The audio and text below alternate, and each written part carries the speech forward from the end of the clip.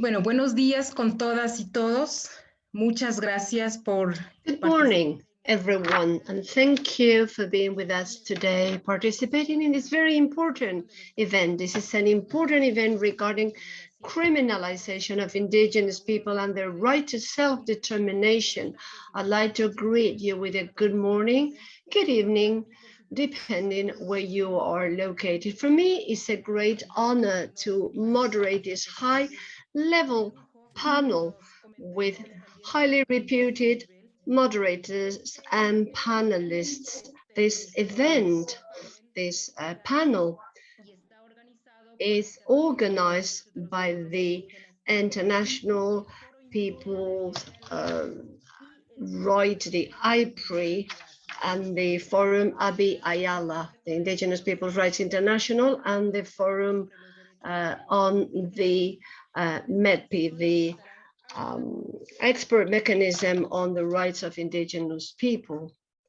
And the speaker just put the microphone on mute. We apologize, but we are no longer hearing the speaker. Apologies, says moderator. I don't know whether you heard my introduction.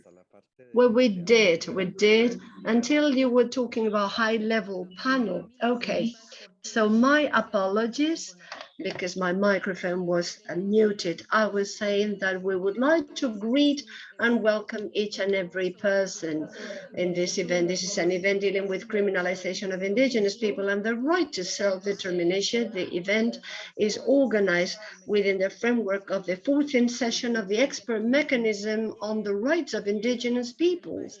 We know that across the globe, criminalization has increased. So for us, it's extremely important to organize this side event in order to hear the main actors and protagonists in each one of the countries.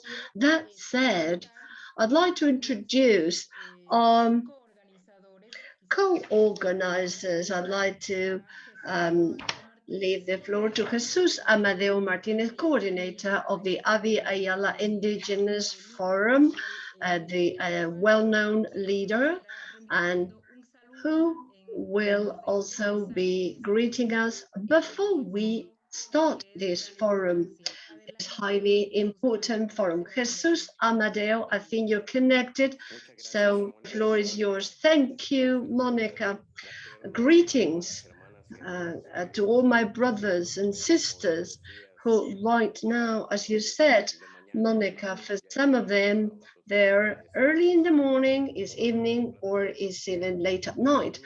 A warm welcome and special greetings to all panelists who are in the field defending and advocating for the rights of the indigenous people. Vicky, also Rodion, people who are well known because of their defense of the indigenous people's rights. I'd like to say that what we'll hear today about Mexico, Colombia, and India, these are particular cases where we will be made aware of the situation indigenous people live across the globe. Prosecution, marginalization, criminalizing of our fight. And this has taken us to awful situations like massacres, mass killings in other countries, like in Colombia, and simply because we're defending our rights, the rights of the indigenous peoples. And this event is of high relevance for indigenous peoples because it is the turning point for us to be aligned on the same fight and to recognize the experts' work, all of the people in the field. It's not just about sharing the particular cases with you, but also providing recommendations for people who are advocating for self-determination in the field. This is something that is our main struggle right now. So with these warm greetings from me and this introduction and thoughts, it is my wish that this workshop, this side event organized today, will be extremely important and useful for all my brothers and sisters across the globe. Warm greetings to everyone once again, and welcome. Thank you very much for these warm words, Jesus. We're going to leave the floor to A Shimray, Secretary General for Indigenous People back. GAM, the floor is yours. Thank you very much, and greeting from Asia to all of you to this very important webinar that we're having to deliberate globally amongst the indigenous peoples, and also to communicate our messages as to the challenges and issues that indigenous peoples are facing. And this is a time where it has been particularly very difficult for indigenous peoples. Just to give you an example, during this COVID time, EIPP itself have documented more than 300 cases of human rights violation over this period of a little more than 1 year. So that is just the tip of the iceberg, meaning that EIPP is not an organization that is doing documentation and producing regional statistics and investigative data on human rights violations. We are dealing with cases where we need to really intervene for communities that those are most marginalized and who are at the furthest end or the ones in the last mile. So this is therefore representative of just the tip of the iceberg of the kind of situation that we are facing. And over these last couple of years, we have seen that attack and criminalization of indigenous peoples has been increasing and really intensifying.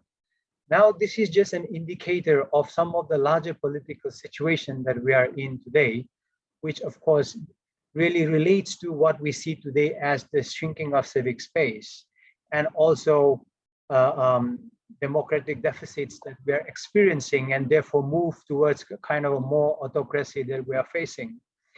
Now, this is because of the weaknesses in the institutions that we are in today within the state system. And this is where indigenous peoples are also struggling for our right to land, territories, and resources, as well as our right to self-determination.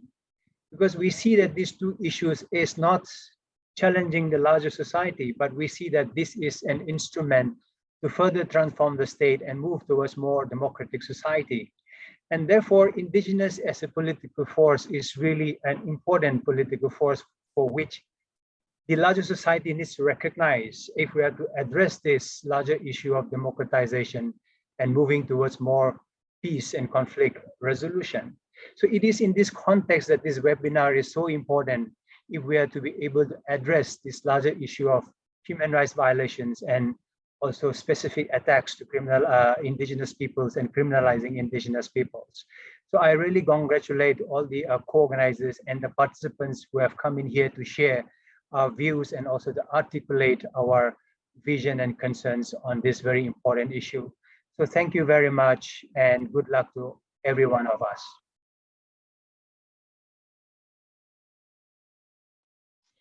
Gracias, Gam, muy amable. Thank you, Gam.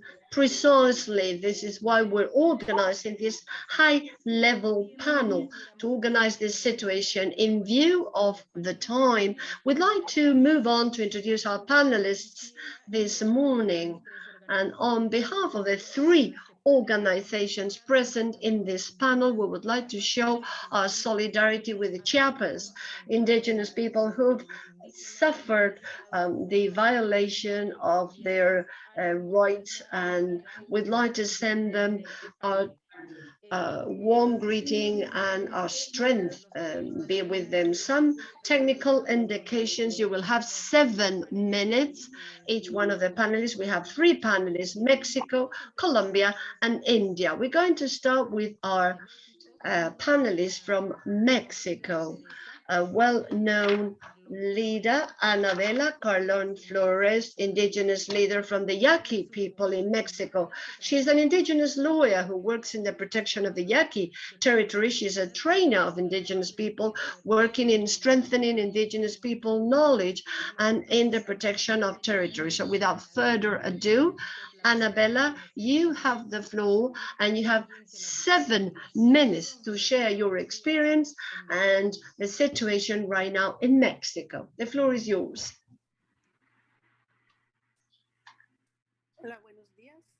Good morning, and thank you for this opportunity to share the situation of the Yaqui people in this event.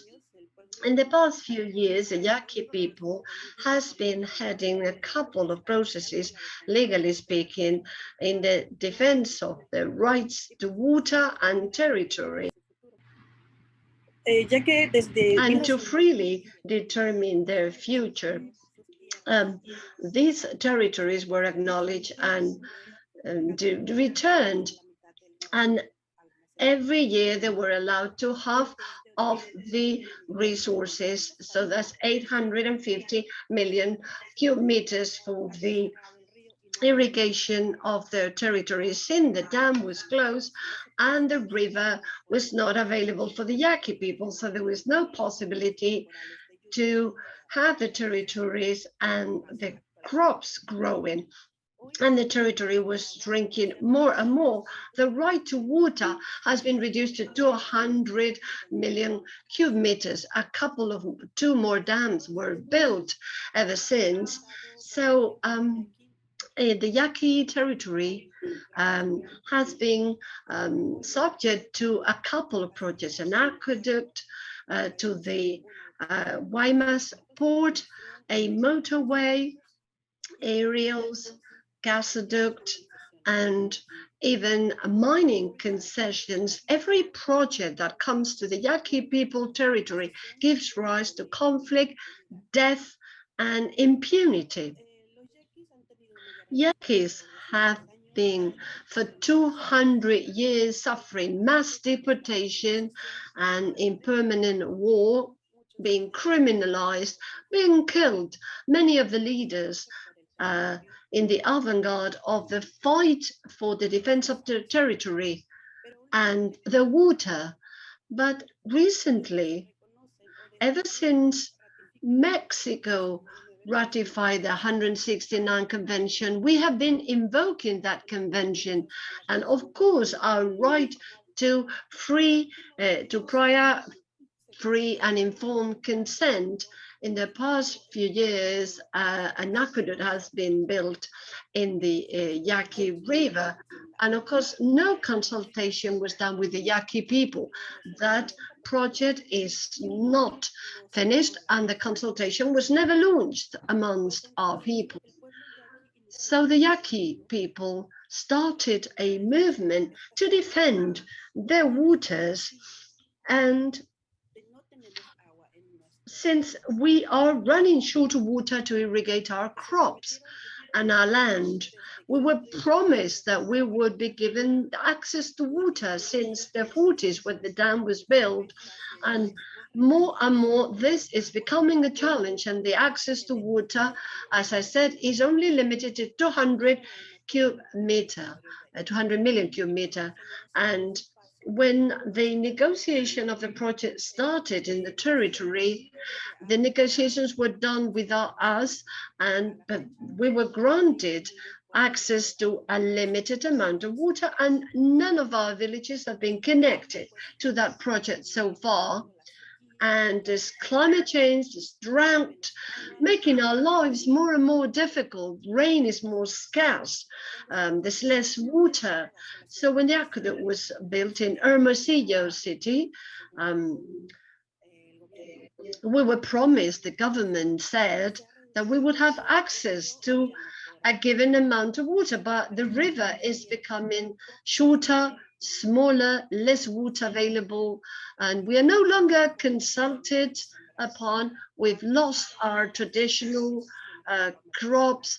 Only 2 families are able to follow the traditional crop harvesting methods since we have no access to water. But those of us who fought for the respect and the recognition of those rights of water and territory have been criminalized. And of course, some of them, they've been arrested just because they want to have their rights respected in terms of free, prior, and informed consultation, right?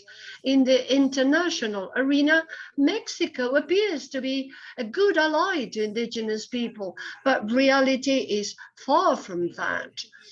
And we've lived through that situation ever since 2010. In a very close way, we've realized that there's been a lot of social protest. Our main leaders fighting for our rights were arrested, and some of them, they were confined. 9 people were subject to domicile arrest, and all of these people were participating in the defense of their rights. We are still fighting for water defense, and on top of that, we had a gas pipe on our territory, and same situation, no consultation. Only 1 or 2 villages were consulted upon, and there's not even evidence that the consultations were carried out. Just a few documents showing that there were a few signatures, but of course, signatures can be fake and can be signed by anyone. So that was the second time we were consulted upon, more recently in 2014. So we were still fighting for our waters, and then the gas pipe came along. And again, another struggle to add to our struggle for water. Some people wanted to negotiate, just a few villages, and some others continued their fight for the territory and the land. So what happened? There was conflict between the villages, stigma occurred on the part of those who were advocating for their rights, and there was confrontation, and somebody died. 1 person died, and currently Fidencio Aldama is in prison and is being convicted for this killing, and he was not the person who committed that crime. He, of course, had a weapon, but it was a weapon of a different gauge, and it's not exactly the weapon the person was killed with in that conflict. So we've seen that the consultation for the Mexican state, or for companies in general, is merely on the surface to comply with administrative formalities, but we haven't actually seen true consultation with Yaqui people. So much so that nothing has been put in writing for the aqueduct, which is now currently working with our consultation. They needed to turn to court to fight for it. And even so, no solutions, no outcome, and no respect for the consultation. Same thing for the gas pipe. But you know, vested interest is so huge that it's the one thing that prevails above everything. So we lost the court case against that company, and that was it. Our rights, goodbye to our rights. So Yaqui people have been one of the reference in the advocacy for indigenous people's right in Mexico. Ever since the fight for water started, violence is forever increasing against our people. In the past year in the Yaqui territory, many young people have simply gone missing. In the past month, 6 of our young people have gone missing. And all of that is because they're fighting to defend their rights and to territory and water. So what is the kind of message the state is sending over to us? Control of the law is in their hands. So we are afraid, and we no longer want to fight to defend our rights. I think that's the main message that they want us to retain when they're criminalizing our struggle. I don't know if I have more time to continue, Monica, or so far so good. I didn't hear you. No, that's fine. Thank you very much, Annabelle. Indeed, time is over. We're running short of time. Thank you very much for your comments, your thoughts, your sharing of the experience of criminalization in Mexico, particularly on the Yaqui people, where you just said consultation is a mere formality, both by the state and the companies. And criminalization continues and killing continues for the Yaqui people. Now we'd like to leave the floor to our next panelist. He comes from India. We are talking about Anthony Debbarma, Secretary General of the Human Rights Organization of the Baroque people. This is an NGO advocating for human rights with seat in Argantala, Tripura, in the northeast part of India. He works for the promotion of human rights in the region, particularly for the Baroque people. He's also the person convening the Joint Assembly with Civil Society. Is a platform, JAX, encompassing Indigenous people in civil society in Tripura. Welcome, Anthony. Brother, you have the floor.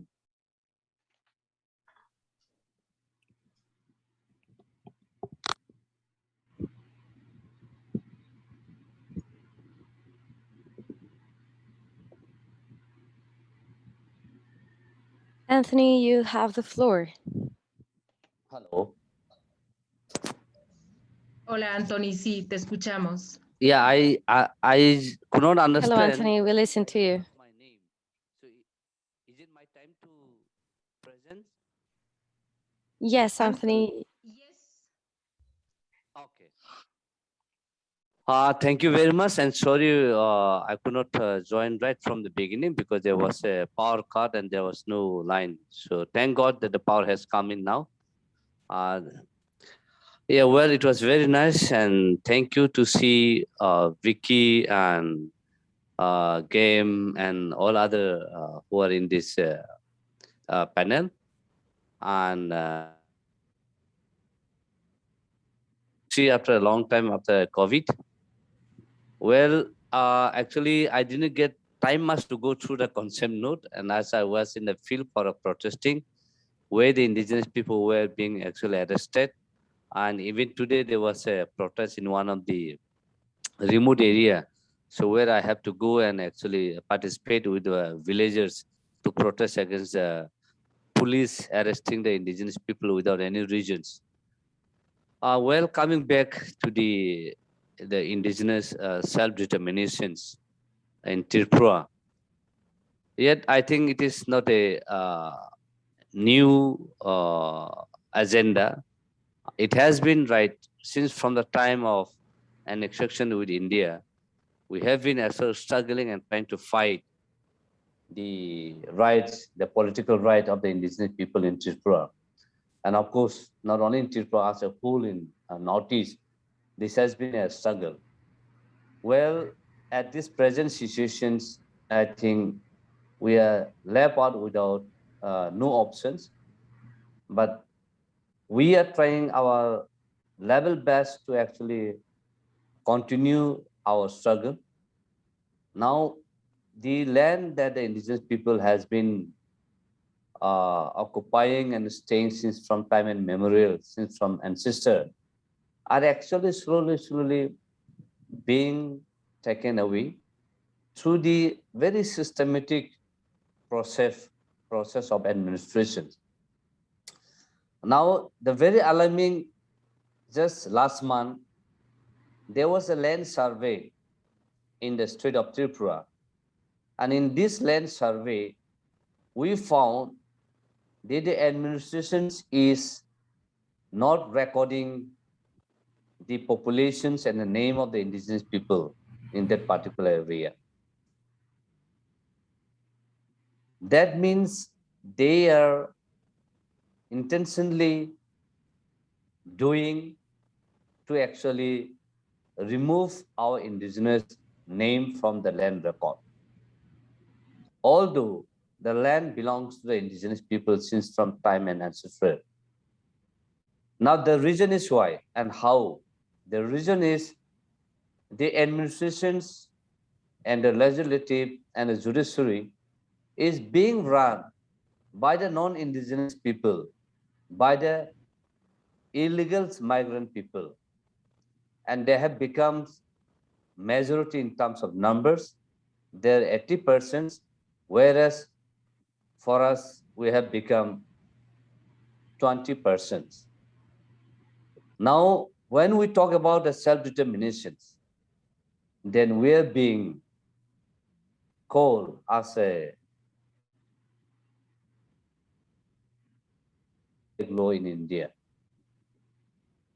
Now, when our own king, the indigenous king, came forward to fight for the political right, then he has been actually attacked in many ways.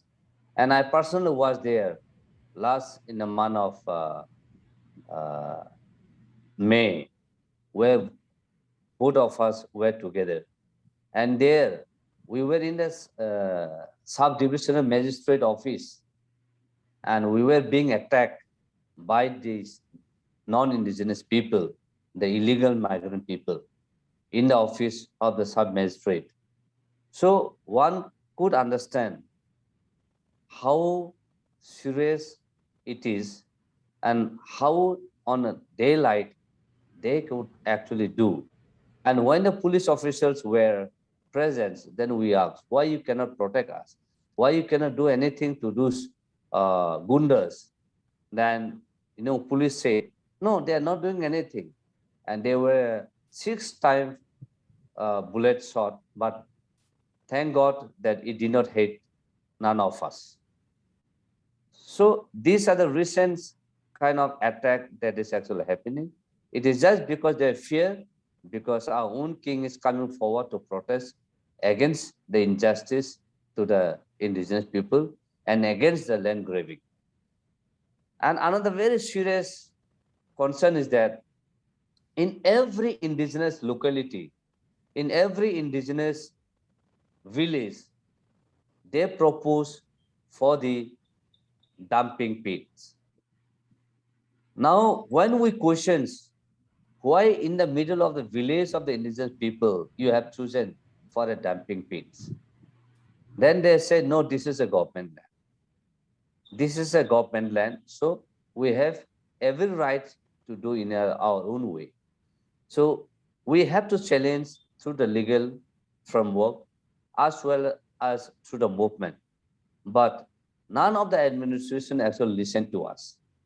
Even today, in the midnight, near about 3 people were picked up from their house. So every day you find that 10 to 15 people in an average that the indigenous people are being arrested. And anybody who raise a voice for our rights, then we're being picked up. So this is very serious, alarming. And when we try to address this issue and trying to meet with the higher authority of the security forces and the ministers, then they are actually reluctant to meet us just because these COVID situations. So we could not actually address, or neither we could submit any memorandum to address this kind of issue. So there is nothing like indigenous people are actually breaking the law, or there is nothing that the indigenous people are doing something that harms to the non-indigenous people. We were very peaceful, and we only claim and we only try to fight that you cannot do the dumping pit here, and you cannot take our land just without the public hearing and without the free prior informed consent and so forth. And of course, the state has got a legislature where in section 187 of the Tripura Land Revenue and Land Reform Act talks about that without the permissions, the government or the administrations cannot take away the land from the indigenous people. But this act is just for the namesake, and they break the rules and they takes away all this law into their hand. So now, looking at the entire right from the mergers or the annexations until today, we only see that their target is to grab the land and take out the name of the indigenous people from the land record. And as an indigenous people, till today, 90% we don't own the land through the present legal process. We still maintain our own customary way of owning the land. So this land is a community land and also the individual land. And it is understood that certain customary practice talks about the right of the indigenous people. And even the law need to respect that. But today, the law doesn't respect all these customary practices of the indigenous people. And they say that the indigenous people are also bound by the law. And we agreed, yes, we are also bound by the law of the state. But there is also a law where the law talks about the protection of the land of the indigenous people, where you cannot take the land without certain procedure. But now we have seen, and particularly this new regime, the new government, are directly threatening the indigenous people and taking away the land like the way that the goons used to do. So now we, the indigenous people, particularly the leaders, whoever trying to pinpoint out, they are actually being targeted. Now I myself have seek information through the Right to Information Act of India. When I have obtained all this information and document, how systematically that they have taken the land, then when we point out, then they start targeting us.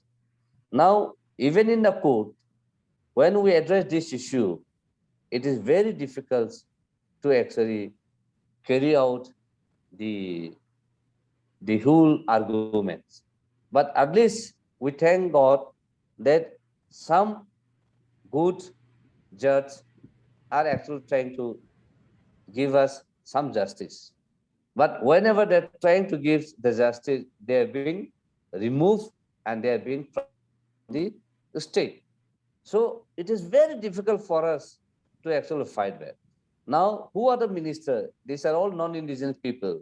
These are all illegal migrant people who have actually crossed the border and came into. And when India talks about the democracy, majority must be ruled.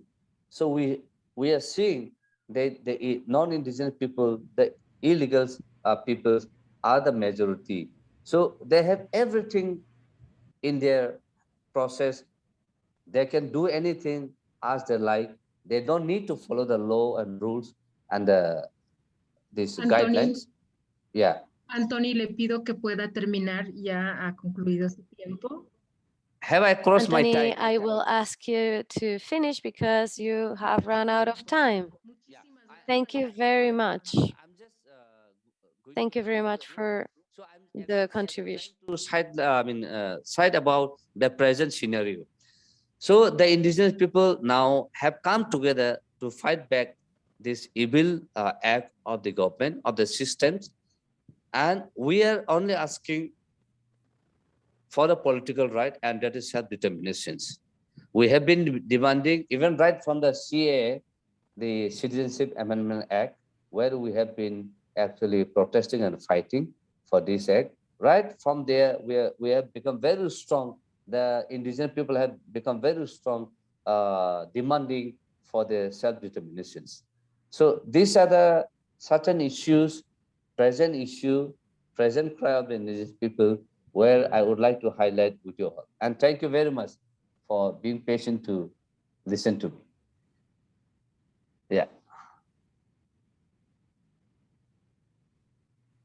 Muchas gracias, Anthony, por su valiosa contribución. Quisiéramos Thank you very enseguida... much, Anthony, for your contribution. We would like to give the floor to our next panelist since we are running out of time. Our next panelist, and last but not least, is the leaders from Colombia. We are talking about an activist, Leonor Zalabata, which is activist from the Arhuaco people in Sierra Nevada de Santa Marta from Colombia.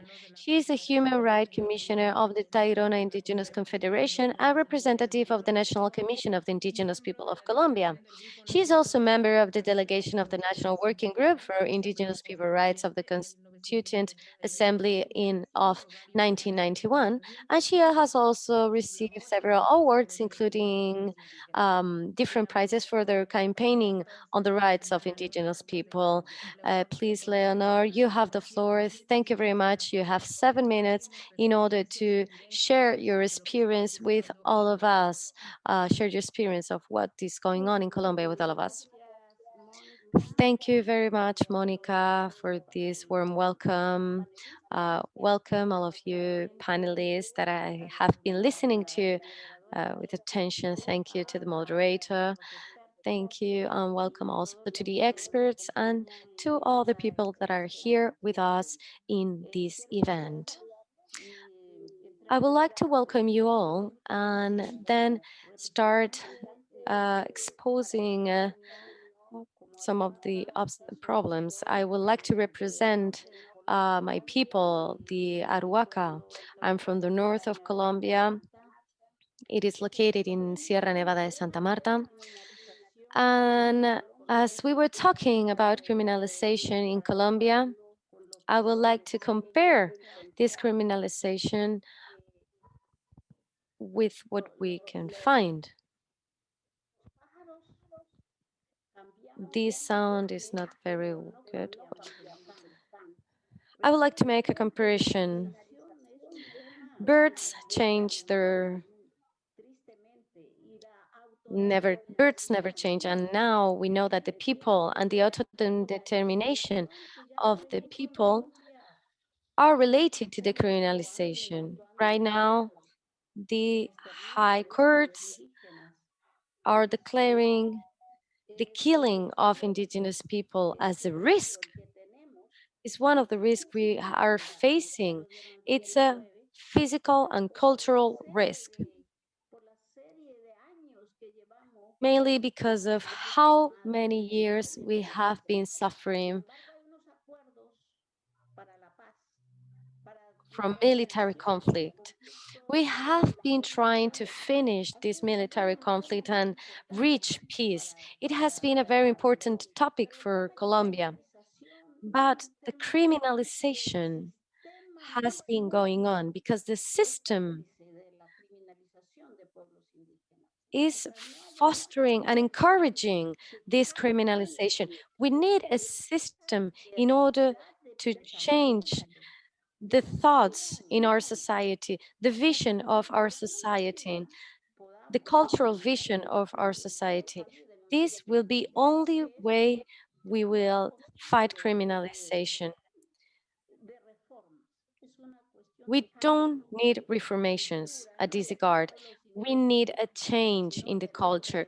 We need a change in the way of thinking in the whole society and in the government system. I think all of this has to do with free determination. We have an identity. We are indigenous. We have the right to self-determination because we have a cultural identity. So I think that this self-determination should be happening all around the world. We all need to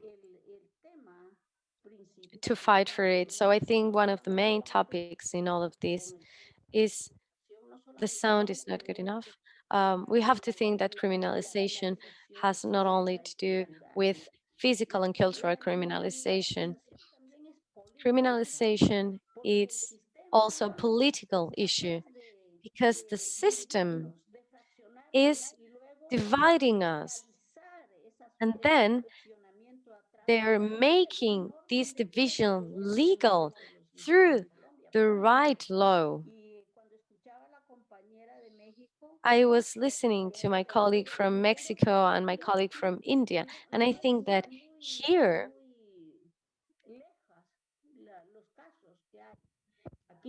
there have many cases of criminalization, murdering from leader women. How is that's what is happening in Cauca. One indigenous governor and another woman has been killed. Let's not forget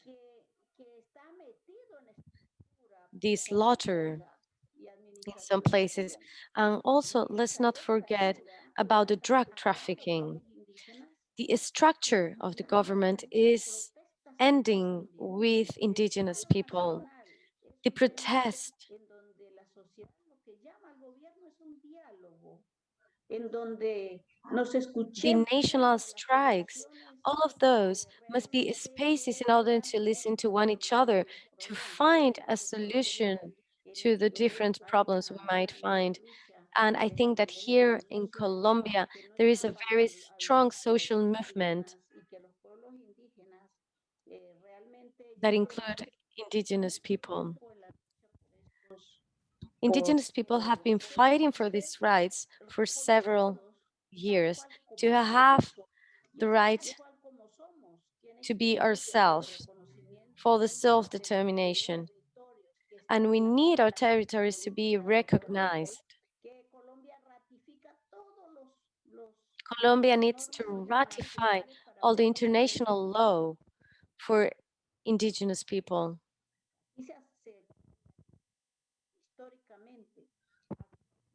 On a historical level, we have some rights. The sound has gone off. We can't listen to the speaker. Ahora sí. The sound is really bad.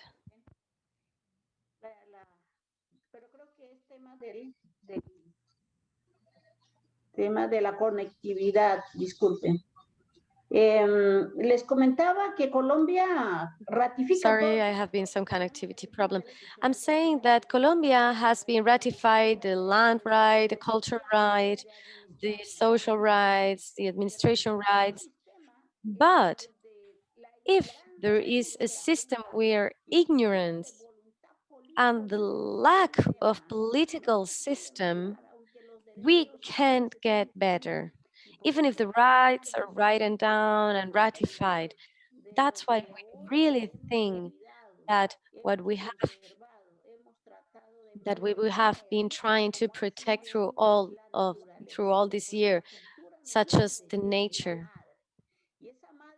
because we are protecting our mother, our nature, and what mother is giving us: water, the air, life, animals. That's very important for us, for our identity, for our culture, and for our daily life. That's a situation which they want to destroy. Some of our predators just want to get economic development. And for example, with the COVID situation, the big banks were leading money to different countries. And now the banks are facing problems because of corruption. And now they're supporting themselves, sustaining themselves through nature, and they see they need us. We change, but we remain the same. Indigenous people. This is our fight, the fight of indigenous people. We need fights to be political. We need political debates, but we also need to address our fight through our practices, through our own exercises that have been helping us to survive as a people, as indigenous people. This has helped us to exist through human history. And right now, we have to adapt ourselves, get stronger with our own practices. I think that our practices are going to help us and grant to have a general vision with the society, nature, on how the universe is helping us. And this is going to help us to transcend, to be more important. Here in Colombia, we have learned a lot, and the transcendence is helping us to understand the evolution we need to have as indigenous people. We have many possibilities to keep growing. For example, I was listening to our colleague from Mexico, and there is such a very important tools such as the free prior consent. We need to do this. We need to use this tool because how the government has been using the free prior and informed consent has been used for the corruption of the indigenous movement. This tool has been used by the government to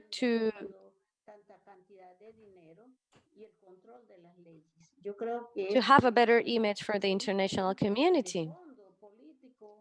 And it has been just a political issue that has been used also for the slaughtering of indigenous people. I'm sorry, but you have just run out of time. Thank you very much for having me here. And right now, what we have to do is to keep the dialogue on, to have a better and collective vision. And this will be our own initiative in order to protect the self-determination of indigenous people. Que nos has expuesto desde Colombia.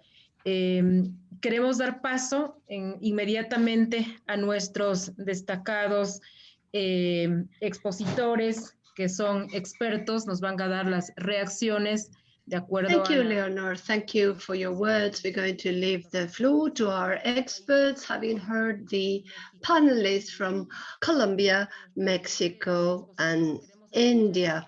We would like to hear the reactions from Rodion Sulyandriga. He's a member of the expert mechanism on the rights of indigenous peoples. We would like to hear, Rodion, your views about what we just heard from our brothers and sisters and criminalization in the three countries we'd heard, how they tackle that, how they fought it, how they've tried to fight criminalization. Rodion, you have 5 minutes for your comments and your ideas in that regard. Thank you, Madam Chair, and good evening to all participants from my region. And first, thanks to organizers for holding this important meeting. It's a great pleasure to participate in the session. And you know that EMRIP has currently developed a report on self-determination, which I believe will contribute to this urgent issue and measures and solutions. Indigenous livelihoods are inseparable from the lands and resources, which form a basis for traditional activities such as hunting, fishing, gathering, and nomadism. Many indigenous communities see themselves as a part of the land they have resided on for centuries. The loss of land would thus mean the threat to the entire culture, identity, and self-determination. It must not be forgotten that aside from natural causes, climate change, and natural resource development, indigenous people struggles have other multiple roots, including unjust laws and policies. While indigenous peoples are at the frontline defense for our common future, defending the planet, their rights has never been more vital for them. For instance, in 2019, it was reported that 40 of the land and environment defenders who lost their lives belong to indigenous representatives. In hopes to change the situation, ironically, indigenous peoples address political, economic, and court systems that they are not of their own making. They are forced to participate in structures and procedures designed, constructed, and executed by governments, who continue to act as a guardians to a group of people they have reduced in number, name, and spirit. In countries characterized by centralized and authoritarian policy, indigenous agency is becoming a target for a closer state watch. Since the assertion of indigenous rights to ancestral land, territories, and resources essential to their survival is increasingly seen as a threat to national security and economic development. Indigenous peoples have currently been operating under the special attention of the intelligence service and state-controlled media as well. In such countries that profits from indigenous identity crisis, self-determination as such is seen as a rebellious act.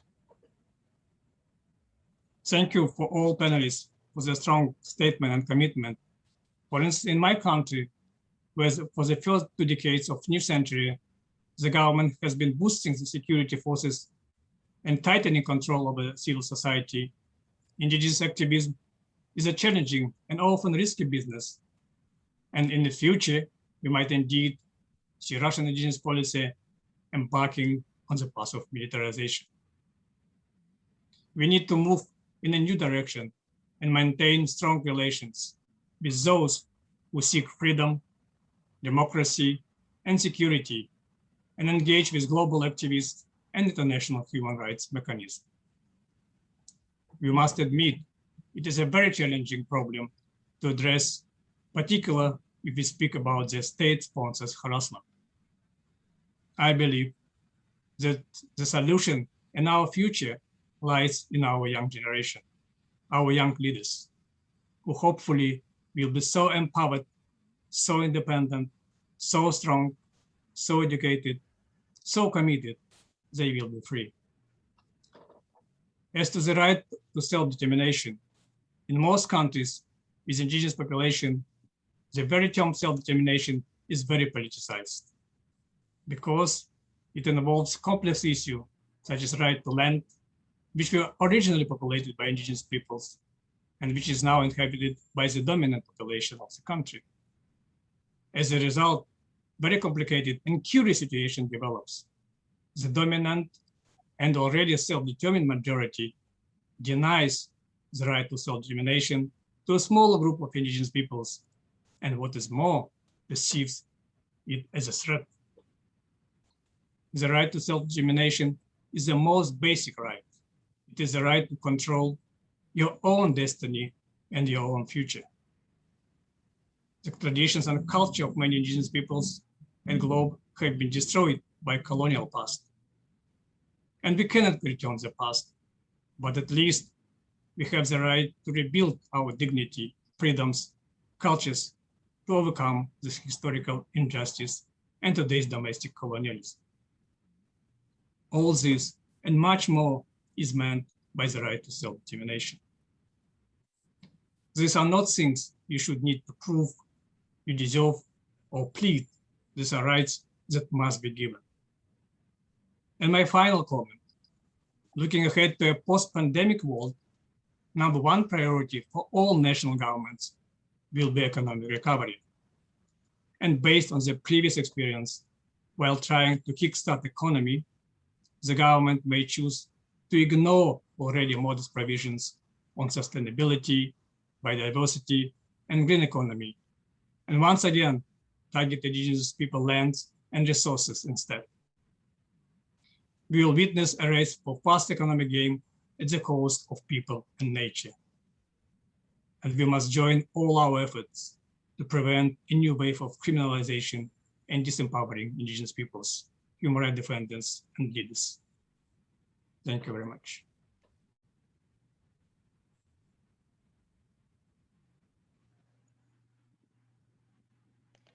Muchísimas gracias por sus valiosos criterios y comentarios. Thank you very much for your very valuable comments.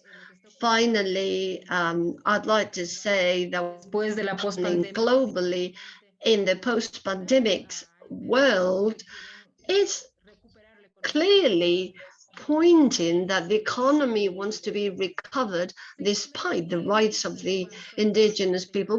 The floor to Mr. Tauli-Corpuz, his special rapporteur, Vicky Tauli-Corpuz, special rapporteur on the rights of the indigenous people. I think she was there when the indigenous people precisely started to become visible and visible in issues of criminalization. She's an expert. She knows really well the subject, and this is why I would like to know her views and her opinion with regard to what we've heard this session. What is the most concerning issue out of everything we heard today? What do you think is happening in the future, and what can we do? So we leave the floor to Ms. Victoria Tauli-Corpuz. The floor is yours, madam.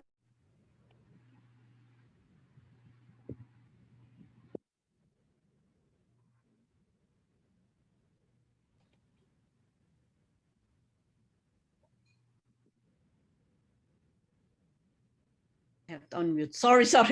Okay, it's very concerning what we have heard so far from India, from Colombia, and from Mexico. And this is just, as mentioned earlier, this is just the tip of the iceberg. This is happening, this kind of stories, these same stories are being heard all over in various parts of the world, no? Whether in Brazil, in Peru, no, and of course Guatemala, as well as in the Philippines, where I come from. So it's this is the reason actually why the IPRI has been established, no? Because when I was the special rapporteur on the rights of indigenous peoples, in all the visits that I've done, I always receive cases of reports from indigenous peoples about how they are criminalized. They are accused, false accusations have been put against them, and many of them are not rotting in jail without any trial that's happening. And there's impunity because most of the perpetrators are not even brought to justice at all, no? So this is the concern of IPRI, and I'm thankful to the organizers of this panel, because we have to speak very loudly on this situation of criminalization, violence, and impunity that indigenous peoples are experiencing. I think from what we have gathered, it's very clear that this still emerges from the institutionalized and structural racism and discrimination that we see in our countries against indigenous peoples. The case of India, where they became the minority, even if they are the majority before, is really deliberate, no? In many countries, we've seen that, where the non-indigenous people are brought into the communities of indigenous peoples, and they are minoritized, and their concerns are left on the side, no? And so what we need to do is to really expose, to document what is happening, to expose this more widely so that the world will know about it, and to demand the states who are the ones who are signatories to all these human rights conventions to comply with their responsibilities and their obligations. No, most of the countries adopted the UN Declaration on the Rights of Indigenous Peoples, but as you have mentioned, rarely do we see states implementing the declaration, even in countries where there are laws that already have been established to protect the rights of indigenous peoples, no? Like in Colombia, Leonor mentioned about this. Of course, in Mexico, many countries in Latin America have ratified ILO Convention 169, and this is a legally binding convention, but these are the stories are still continuously happening. No, the same stories are happening all over. So I think what I would just like to suggest is for us to strengthen our movements, really unite amongst ourselves so that the efforts to divide us will not succeed. No, unite with other sympathetic allies like people from academia, maybe faith-based institutions, and link up with them. And of course, if there are immediate problems that you are facing, for you to reach out to IPRI as well. IPRI has been established to strengthen the campaign of indigenous peoples against criminalization. And we are trying to do our best to provide that kind of support, either by advocating for the issues that you brought to the attention of IPRI, providing legal support and sanctuary support to those who need this, and of course documenting the stories so that we will be able to make the world know more about what is happening to indigenous peoples. And finally, I think the point that Leonor has raised about the need to engage in constructive dialogue with the states, I think we do not underestimate the effects of this. We have to continue to speak to them so that they will see that we are actually very positive forces in the country. We are going to support strongly in making the nation state stronger, and we are contributing to the solutions of climate change, biodiversity erosion, as well as cultural erosion. No, so we have to share with them that we are their best allies in achieving the sustainable development goals. And for as long as they continue to violate our right to self-determination, they will not be able to achieve the goals that they also have committed to achieve. So I think these are the points that I would like to raise for us to continue to fight, for us to continue to strengthen our ranks, to reach out to the young people, as Rodion has mentioned, and to strengthen the leadership capacities and governance systems that we have. Thank you very much.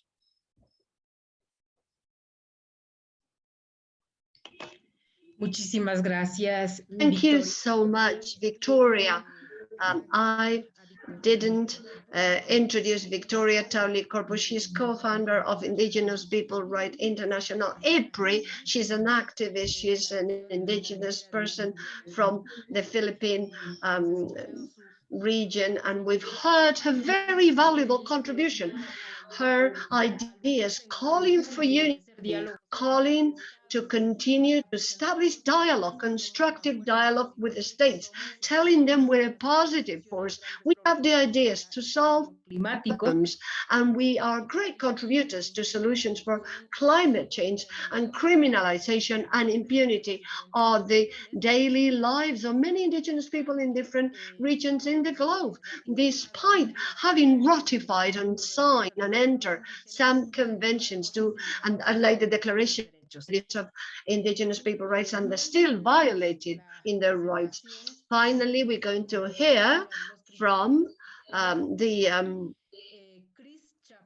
Chris Chapman. He comes from Amnesty International, and he is a researcher on the Indigenous Peoples' rights at Amnesty International, where he is supporting the defense of the rights of Indigenous peoples.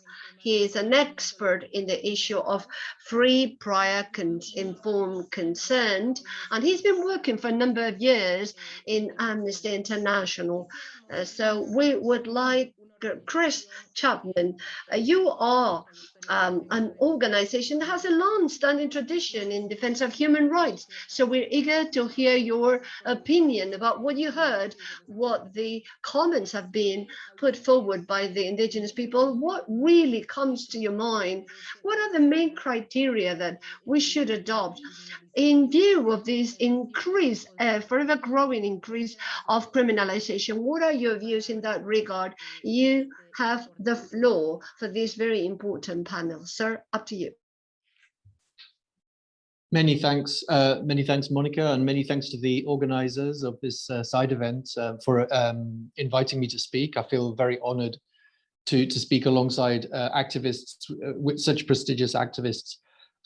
What strikes me so much from the presentations by Anabela, by Anthony, by Leonor, I mean, these are shocking facts that we're hearing, and it documents what we know, that this rising criminalization of indigenous land rights defenders is really, it's been increasing every year. This has been extremely well documented, and it shows that the state is using every instrument at its disposal to suppress any kind of opposition to projects of the state, including using the law against indigenous peoples. What strikes me, I work for an international human rights organization, and I have to say that, in my opinion, we are weak on the question of self-determination as actors in the human rights field. Self-determination is fundamental. It's there in the IACCPR and the ICSCR conventions. It's not questioned as being a right of peoples, and yet we tend to pussyfoot around it because we worry that we don't know how to deal with it. The international human rights organizations have traditionally favored the individual human rights, the traditional individual human rights, which we're more familiar with and we feel more comfortable with. And I think this is a big problem. I mean, if you look at criminalization of indigenous human rights defenders, I think quite often you can see that as a human rights violation from different angles. On the one hand, it's a violation of the right to, say, for example, if indigenous people set up a barricade at the entrance of their community to stop logging companies coming in and chopping down trees. We documented this in a report in Malaysia, for example. You could see that as a violation of the human right to protest. But that human right to protest has all sorts of caveats attached to it. The state is allowed to put controls or limits on the right to protest in certain situations, and states will cite this and say, look, it's fine, we respect the right to protest, but there are limits, and we have to protect the order and public safety and so on. But when an indigenous people sets up a barricade at the entrance to its lands, it's actually the people are exercising their right to self-determination. They are exercising their right to self-government on their lands. They're just simply controlling. They have an illegal actor coming in to carry out illegal activities on their lands. So they are exercising their right to govern and to control their territories. So I think if we see it in that way, it puts a completely different cast on it. And the international human rights organizations need to do better at looking at it from that angle in order to illustrate that example of the right to self-determination. Another thing that we see is that we often think that states don't want to give up any power to other, they don't want to give up power to indigenous people, so they resist the right to self-determination because the states will say, well, we are the ones that govern the state. But we see every day that they give power to businesses, that they cede some of their own powers and their own privileges to businesses, to mercenaries, and to paramilitaries. So there's a great hypocrisy which also needs to be highlighted, I think.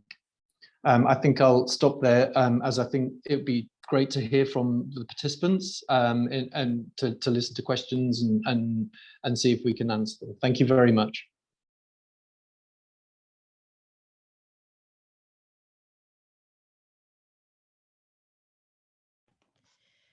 Muchas gracias por su exposición, por sus criterios, su análisis. Thank you very much, Chris Chapman, for your analysis and all of the examples that have been given. I would like to mention just the very last, that the state is given the power to enterprises, to big corporation, but it's not given the rights and the power to indigenous people whenever they want to comply with their rights to self-determination, and whenever they're trying To protect that, they are criminalized. We would like to give the floor to the participants for the questions.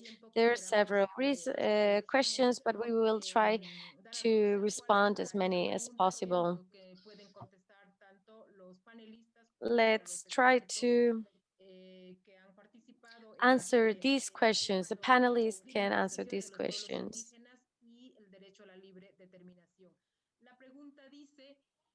The question says, how can we fight globally against state and corporate nexus that invade the rights of indigenous people? This is one of the questions. Maybe the panelists can answer these questions. We just have 15 minutes left, 2 minutes per panelist, so we can comment on these. We will also like to listen to several reactions of these questions. I We think would like to give the floor to the experts. from my view, as some of the expert analysis talks about, I think the only possible to combat this process is a unity among indigenous people across the world. Because even if you fight through the legal framework, you are very unlucky to actually get a justice. But when we come as a together, as a united, and we fight, then definitely we can actually win. Because one of the examples that I would like to highlight is here. The law has actually passed and we could not do anything. But when I challenged, brought near about 500 to 600 indigenous women and youth, actually we achieved and we succeeded. And that is one of the area where I actually become more positive and more confident that once we're together, once we're united, actually we can achieve and we can defeat. I think that is the only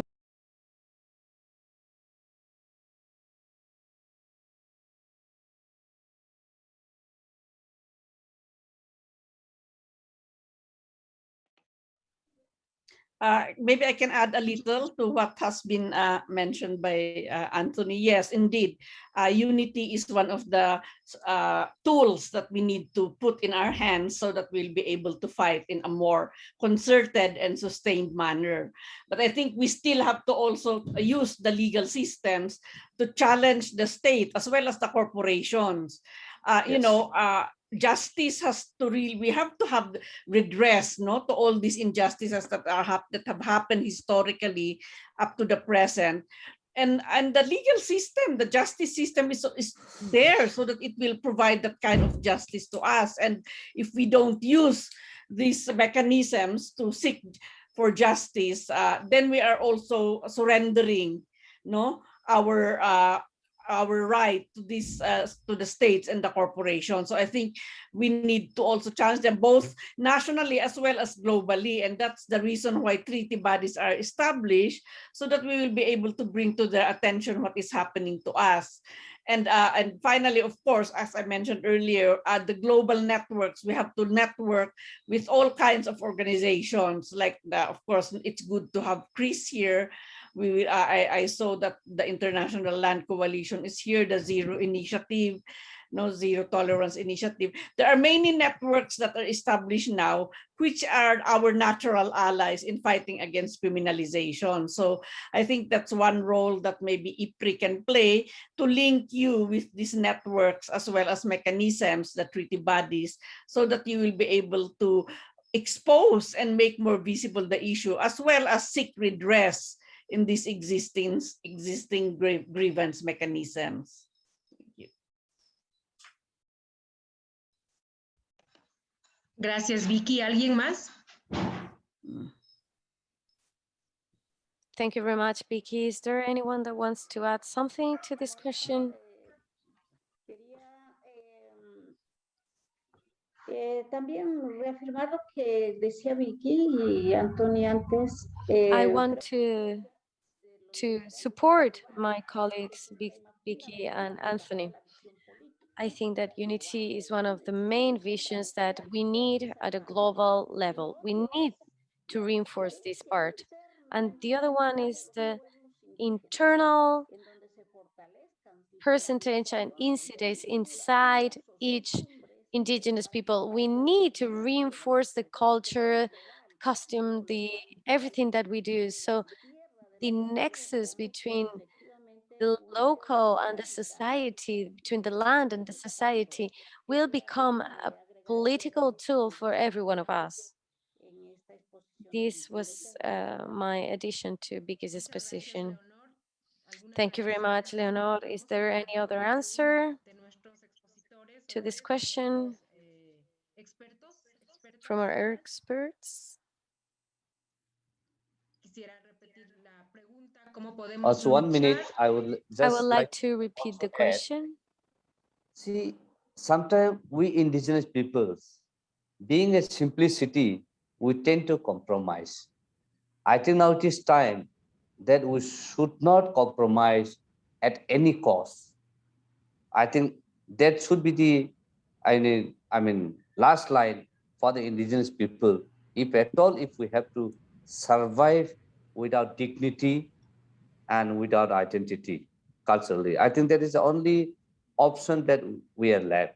Otherwise, the entire nations is handing over to the corporate, and the corporate, in the name of the development, takes away all the right of the indigenous people, and that is the system that institutionalized the whole thing.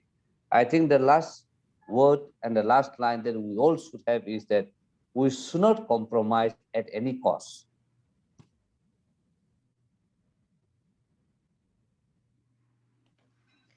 Muchas gracias por su comentario, por su reflexión. Thank you very much for your reflection, Anthony. Is there anyone that wants to contribute to this question? Hola. Hola, sí. ¿Cómo está Anabela? Adelante. Yes, hello, Anabela. You have the floor.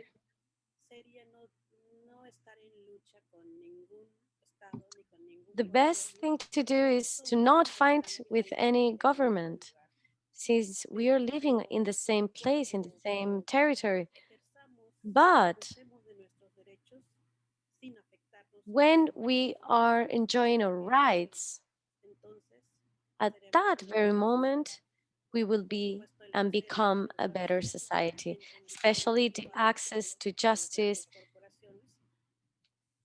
with equal rights as same corporation and enterprises. And that will be a great change in our lives, because right now, the political and economic agenda seems more important than the indigenous people lives and agendas. Thank you very much, Anabel. I think we should close this event. We remind you that this is an event on criminalization of indigenous people and the right to self-determinations. We have been listening to very interesting and important testimony, reflections, and panelists. I will like to finish by closing and making a wrap up on the recommendations that have been doing through the comments of the experts coming from different countries, from India and Latin America. Mónica, ¿podría decir? Pensé que no había nadie más y ya quería dar paso a la conclusión. Sorry. I mean, I was just looking at some of the other questions as well in the chat, and somebody's asking what indigenous allies in Europe can do. And I think that links to the question about companies, because many of these companies are based in Europe and North America and Australia, New Zealand. So I think one thing the allies in these countries can do is to work targeting those companies, showing them that their image, their corporate image, which is very important to them, can be damaged by being linked to these human rights violations, and publicizing that and putting pressure on them from that side. Thanks.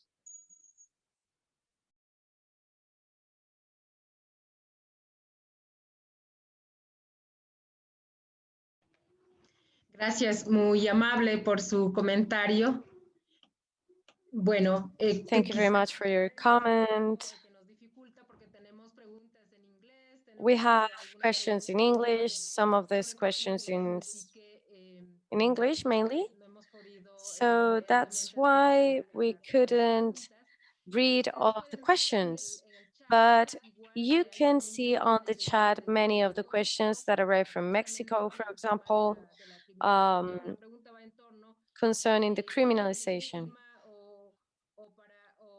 One of the question, who is legitimating the criminalization, is one of the main questions that arrives from Mexico.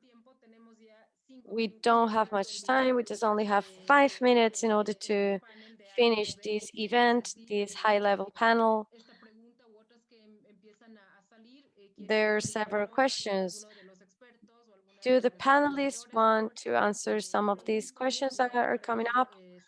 If you don't feel like answering any of these questions, we can start closing and wrapping up all that has been said during this event.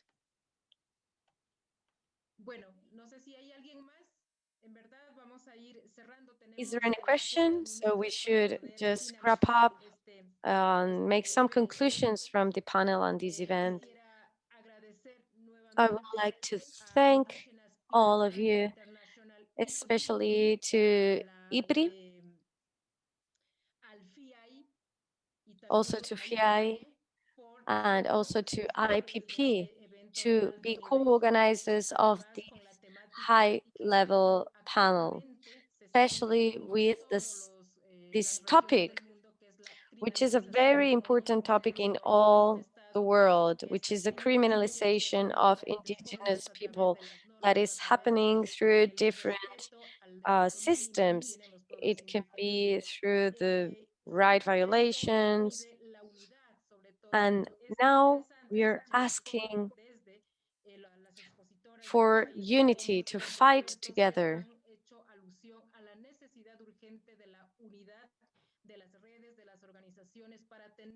And how organizations and people have to come together so our fight can be effective, so we can protect the indigenous people rights at a global level. Now we have to start working right away. So through the different activists and organizations, the network that we are building, we can fight together with the same objective, so we can be more effective in our protection. We will also like to thank the rest of you and to Leonor Zalabata from Colombia. We will also like to thank to Anabela Carlon from Mexico, to Anthony Debbarma from India, and I would like to thank you to all of those people that have been listening to this event, also to the experts such as Rodion Sulyandriga, Tauli-Corpuz, and Chris Chapman, that has helped us through their experience and their professional experience, that have helped us to understand better the fight of indigenous people. We understand that in this panel there are many representatives of indigenous people and organization, and we know that every single second there has been a violation of human rights in Mexico, in Colombia, in Guatemala, in Peru, in Colombia, in many different places of the world, especially also in Africa and Asia.